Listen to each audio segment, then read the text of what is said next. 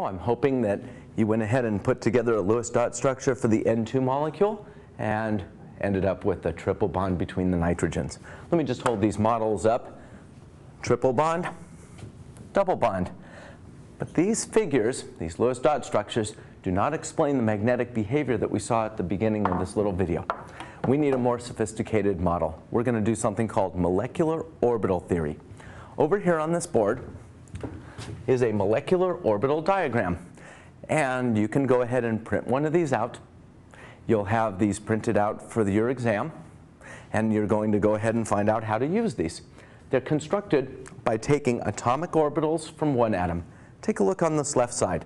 1s, 2s, 2p. I filled this up with 8 total electrons. This is an oxygen atom over here.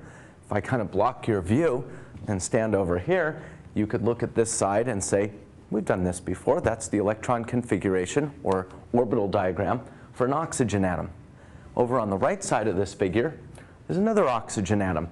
1s, 2s, 2p's, 8 total electrons. So what this is really saying is, over here we have an oxygen atom. Over here we have an oxygen atom. We're going to put them together. So in the middle we have our molecule. These lines denote energy levels. Molecular orbitals, atomic orbitals, molecular orbitals. The rules that we use for atomic orbitals are used again for molecular orbitals. We have oxygen with 8 electrons on this side, oxygen on the right side with 8 electrons for 16 total electrons. The oxygen molecule will have 16 electrons. We start at the bottom. We follow Hund's rule. We'll separate our electrons. We don't pair them unless we have to. Let's start filling it in. We have 2 electrons on the left in a 1s orbital, 2 electrons on the right in a 1s orbital for a total of 4 electrons. 2 electrons go into this low energy orbital. We have energy stabilization. 1s is here. This is called the sigma 1s molecular orbital. Energy stabilization, that's a bond. However, that's only 2 electrons. We have a total of 4, 2 on each side. So we put 2 more electrons into our figure.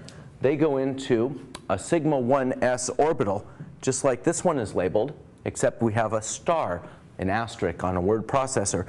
This is indicating that it's higher in energy. It's higher in energy. It's destroying any stabilization we get from this. So if we say we have a bond being formed, this is ridding the bond. I'm going to put an X through there.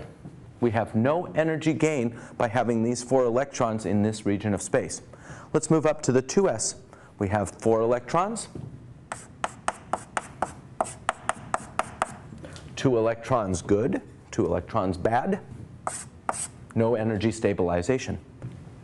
Let's go ahead and take a look at the 2p's. Over here, 4 electrons in the oxygen here on the left, 2p orbitals. 4 electrons, oxygen atom on the right here in the 2p orbitals. Total of 8 electrons. Let's go ahead and start filling from the bottom up. A couple of electrons go into the sigma 2p. This doesn't have a star, it's a bonding orbital. We've made a bond. We're not finished yet. We still have 6 more electrons to put in. Let me put 2 in, just to point out Hund's rule. The electrons go in with similar spin, and they separate in degenerate orbitals, meaning orbitals of the same energy. They don't pair up unless they have to. They have to. We still have electrons to put into our diagram. We put in a total of 6. Right now we have a bond order of 3, meaning a triple bond. This is a bond, this is a bond, and this is a bond. So we have a triple bond. We still have 2 more electrons to put in for a total of 8 into these 2p derived orbitals. These 2 electrons go in with the same spin into these pi 2p star orbitals, or anti-bonding orbitals. What's happening here is we have ourselves a bond, and a bond, half of an antibond and half of an antibond. The energy that is gained here is somewhat canceled by this higher energy anti-bonding electron. So what I'm going to do is show the cancellation. 1 electron, 1 electron. Let me rephrase that. 1 electron good, 1 electron bad. So these annihilate, or they cancel the energy gain, energy offset. So what we end up having here is a bond and half of a bond. The same thing goes over here. energy cancellation from our diagram, our model. The bond order is 2. Let me go ahead and show you. We have one bond, nice sigma bond. We have half of a bond and half of a bond.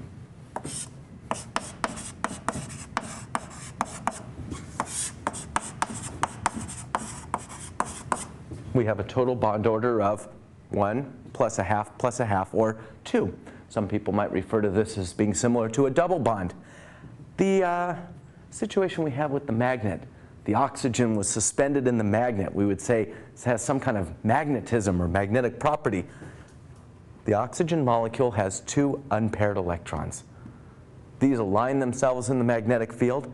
You could say it suspended the molecule, unpaired electrons. Let's do a little definition here. Paramagnetic.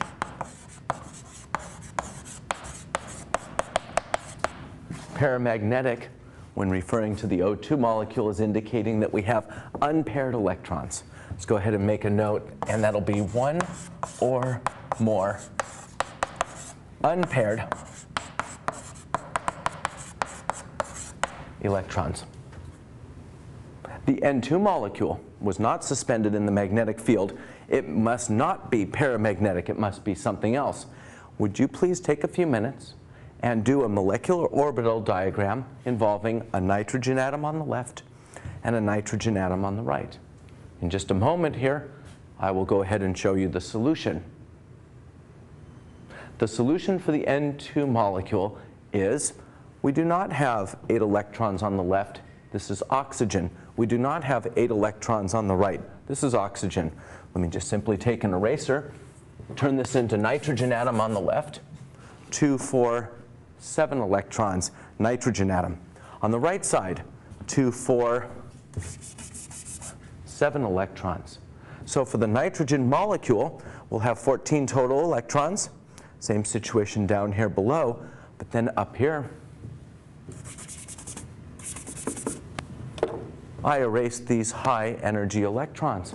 These electrons are not present in the N2 molecule. They do not cancel the bonding effect of these electrons, and in fact we end up with 1, 2, 3, a bond order of 3. All the electrons are paired. We don't have any unpaired electrons.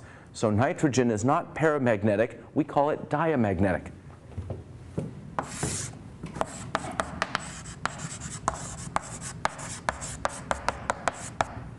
Diamagnetic, all electrons are paired.